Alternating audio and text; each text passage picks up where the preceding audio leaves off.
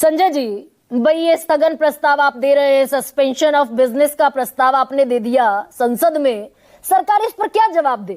चुनाव आयोग का, कॉन्स्टिट्यूशनल बॉडी का, संवैधानिक संस्था का प्रेरोगेटिव है, वो करा रहा है अपनी जिम्मेदारी पर।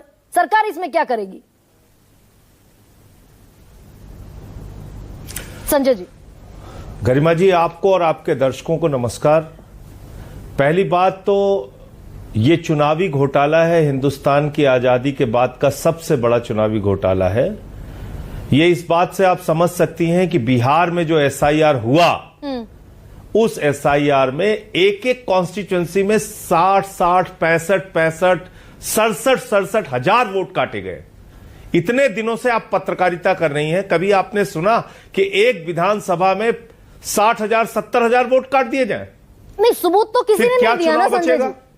और अब तो ज्यादा आपको दूर जाने की जरूरत नहीं है। आप पुरानी वोटर लिस्ट उठाइए और जो वोट काटे गए हैं उसको उठा लीजिए, मिलान कर लीजिए, आपको पता लग जाएगा किन लोगों के वोट काटे गए, किस वर्ग के लोगों का वोट काटा गया। वो विपक्ष के परंपरागत वोट है या सत्ता पक्ष के परंपरागत वोट है, नहीं, आपको अंदाजा लग जाएगा। इसलिए मैं इसको चुनावी घोटाले की संज्ञा दे रहा हूं। भाई सुप्रीम कोर्ट ने आप सभी को, विपक्ष को कहा था, मास अगर एक्सक्लूजन होता है, मास डिलीशन होता है, हम इंटरफेयर करेंगे। इसका एविडेंस क्या है कि 68,000 वोट एक विधानसभा से काट दिए गए?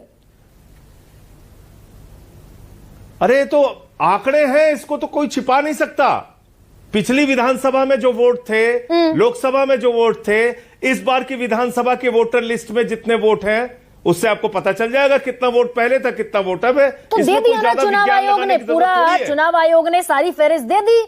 68 लाख वोट कटे, 22 लाख। उसी आधार पे तो मैं आपसे बात कर रहा हूं। हाँ,